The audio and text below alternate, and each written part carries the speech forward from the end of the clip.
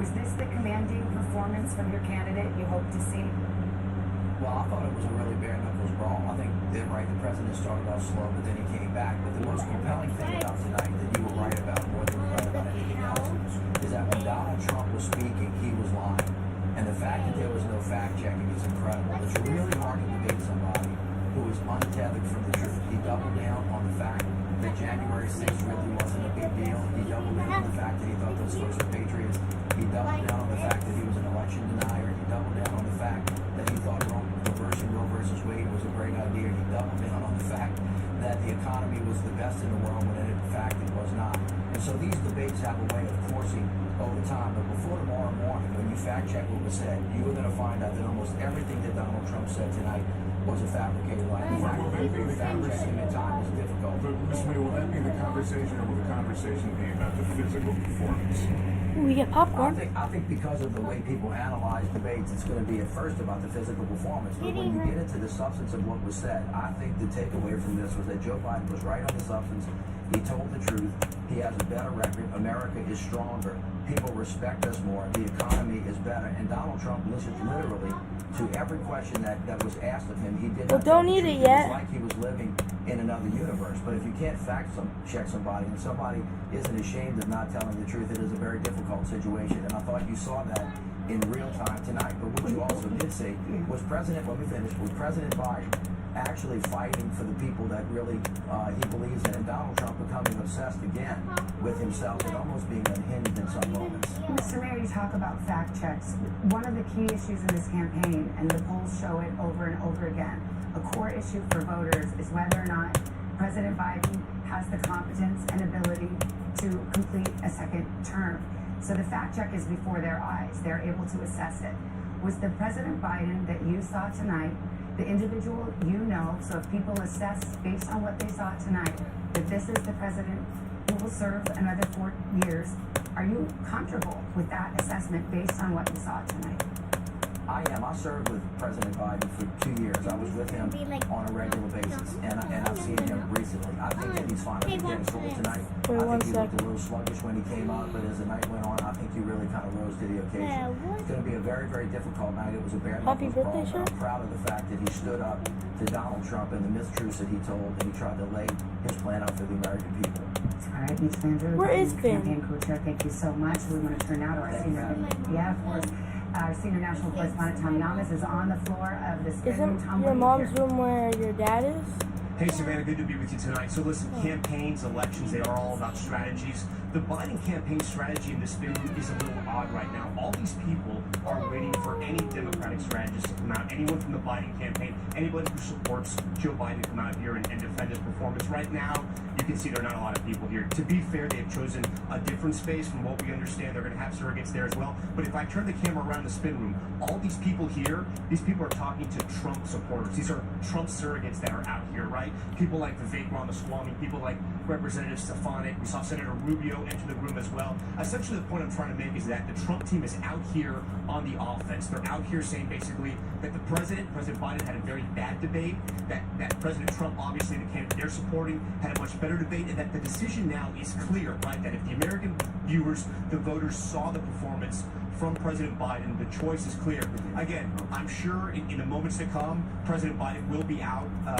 Somebody from his team will come out here and defend the president's performance. But right now, again, listen, all these reporters, and there's dozens of them, are waiting for anyone to come out right now from the Biden campaign. And listen, this is the spin room. So even though they have a different room that they wanted to put their people in, as far as strategy goes, as far as where the reporters are, this is where everyone is right now. And again, all these piles of people you see here, all these reporters, these cameras, they're surrounding Trump surrogates. You can see the signs up there, right? Senator Tim Scott. Let's walk over. Vivek Ramaswamy's over here. Senator Marco Rubio's over here. Let's go see if we can get Senator Rubio real quick to see what he says. We're going to send it back to you guys in the studio as we give you a live shot of Senator Rubio, and we'll stay out here in the spin room floor. All right, very good, Tom. Thank you. Joining us now from the debate spin room is North Dakota Governor Doug Burgum. Governor, good evening. Thank you for being with us. Lester, great to be with you. We heard from the surrogate for the Biden campaign that President Trump, in their view, flooded the zone with untruths, half-truths, truths. What's your reaction to that? Well, I think my reaction is that President Trump had a very strong performance that I think America saw if they saw the challenges that Joe Biden had just delivering a message, and he didn't have an answer on inflation, he didn't have an answer on the border, and I think that's what the Americans I talk to, Republicans, Independents, Democrats, those are the two things that are affecting them most. The border isn't about immigration; it's about national security and public safety. And we didn't hear answers to that. And I think that me as a business guy listening to it, it's clear that Joe Biden's got a 50-year-long philosophy, which is essentially anti-business. Right now, of course, American economy, varying regulation. He wants to raise taxes, and every solution is higher taxes and more spending. And so I think that people didn't see anything new. There was no vision there, and people know that they were better off under President Trump. And so I think tonight, big win for President Trump. And Governor, on style points, the fact that there was no audience, do you think that in the end helped the former president? Well, I think that President Trump showed what he shows a lot of people, which is whether he's in small groups or whether he's at fundraisers. I mean, he's right now, he's in a great spot. He's calm, he's strong, he's confident. I mean, this is not the guy that was running in 2016. He knows what it's like to be president. He's done it before. He's surrounded himself by a great campaign team.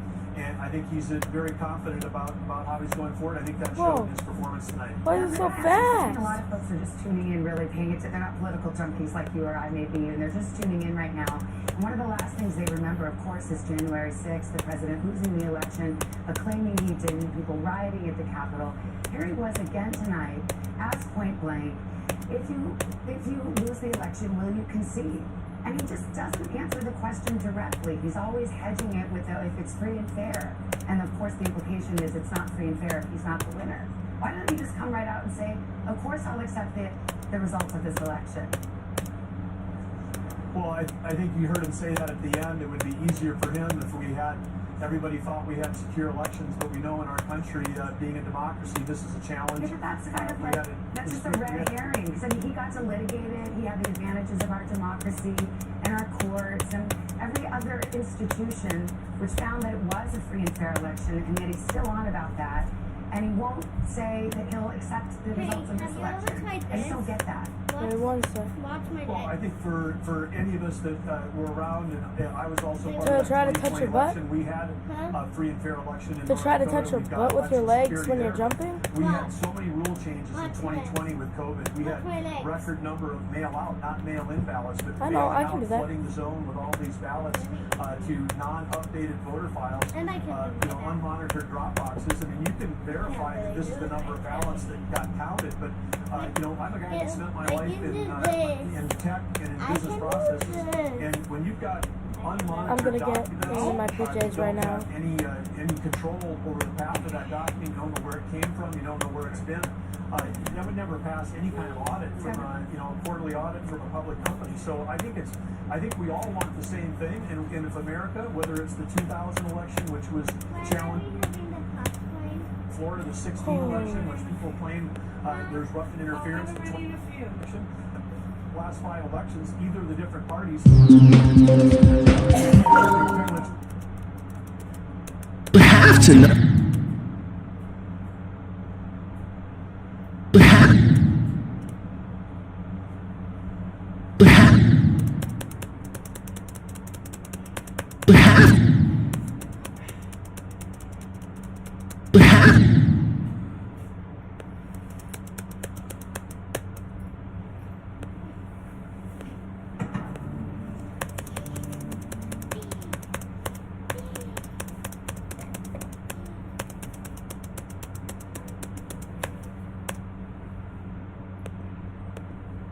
No.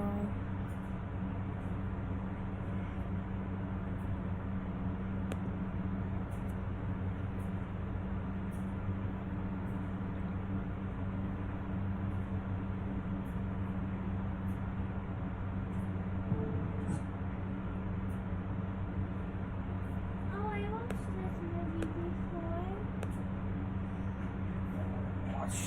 Season 3.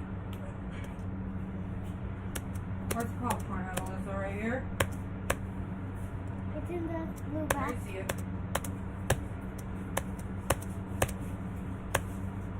Popcorn. Why don't you go cheese, Sheila?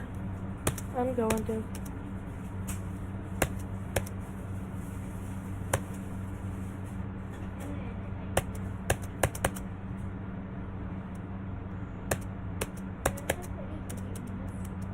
I like your nightgown.